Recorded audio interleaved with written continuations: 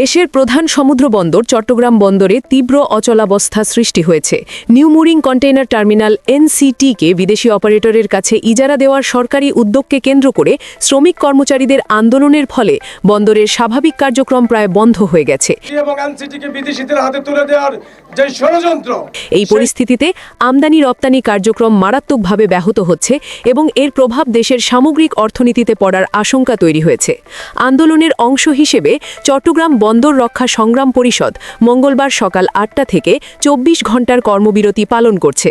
একই সঙ্গে সংগঠনটি নতুন কর্মসূচি ঘোষণা করেছে। শ্রমিকরা জানিয়েছেন বুধবার ৪ ফেব্রুয়ারি সকাল ৮টা থেকে তারা অনির্দিষ্টকালের কর্মবিরতিতে যাবেন। এই ঘোষণার পর বন্দরের ভেতরে ও বাইরে অনিশ্চয়তা আরও বেড়েছে। কর্মবিরতির কারণে বন্দরের জেটি ও বহিনঙ্গরে পণ্য খালাস কার্যক্রম প্রায় বন্ধ হয়ে গেছে। সর্বশেষ তথ্যানুযায়ী পণ্য খালাসের অপেক্ষায় রয়েছে মোট ৯৮টি জাহাজ। এর মধ্যে অন্তত ৩২টি জাহাজে চাল, ডাল, চিনি, ভোজ্য তেল সহ বিভিন্ন খাদ্যপণ্য রয়েছে, যা সরাসরি নিত্যপণ্যের বাজারের সঙ্গে সম্পৃক্ত। বন্দর সূত্রে জানা গেছে, অপেক্ষমান জাহাজগুলোর মধ্যে ১২টি কন্টেনারবাহী, ২৯টি জেনারেল কার্গো এবং ২২টি গম ও চাল সহ খাদ্যপণ্যবাহী জাহাজ রয়েছে। এছাড়া 5টি জাহাজে চিনির কাঁচামাল, 2টি জাহাজে লবণ এবং 9টি জাহাজে ভোজ্য তেল বহন করা হচ্ছে। বাকি জাহাজগুলোতে সার, সিমেন্ট ক্লিংকার সহ বিভিন্ন শিল্পপণ্য রয়েছে। আন্দোলনের মধ্যেই হঠাৎ করে ১৫ জন কর্মকর্তা কর্মচারীকে বদলি করা হয়েছে। নৌ পরিবহন মন্ত্রণালয়ের সুপারিশে জারি করা আদেশে ৮ জনকে পায়রা বন্দরে এবং 7 জনকে মোংলা বন্দরে বদলি করা হয়।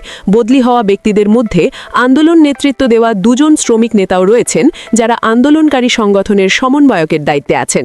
আদেশ অনুযায়ী চট্টগ্রাম বন্দরের অডিট অ্যাসিস্ট্যান্ট মোহাম্মদ হুমায়ুন কবির ও ইঞ্জিন ড্রাইভার মোহাম্মদ ইব্রাহিম খোকনকে প্রথমে ঢাকার পানগাঁও টার্মিনালে সংযুক্ত করা হলেও একদিনের ব্যবধানে যথাক্রমে মোংলা ও পায়রা বন্দরে বদলি করা হয়।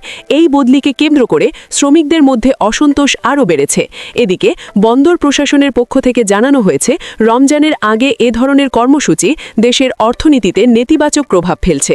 কর্তৃপক্ষ আশা করছে শ্রমিক কর্মচারীরা দ্রুত কর্মবিরতি প্রত্যাহার করবেন। তবে পরিস্থিতি স্বাভাবিক না হলে প্রশাসন কঠোর ব্যবস্থা নিতে বাধ্য হবে বলেও ইঙ্গিত দেওয়া হয়েছে।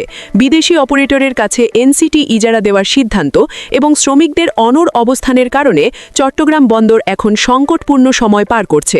দ্রুত আলোচনার মাধ্যমে সমাধান না এলে এর প্রভাব পড়তে পারে খাদ্য সরবরাহ, শিল্প উৎপাদন এবং সাধারণ মানুষের জীবনযাত্রায়।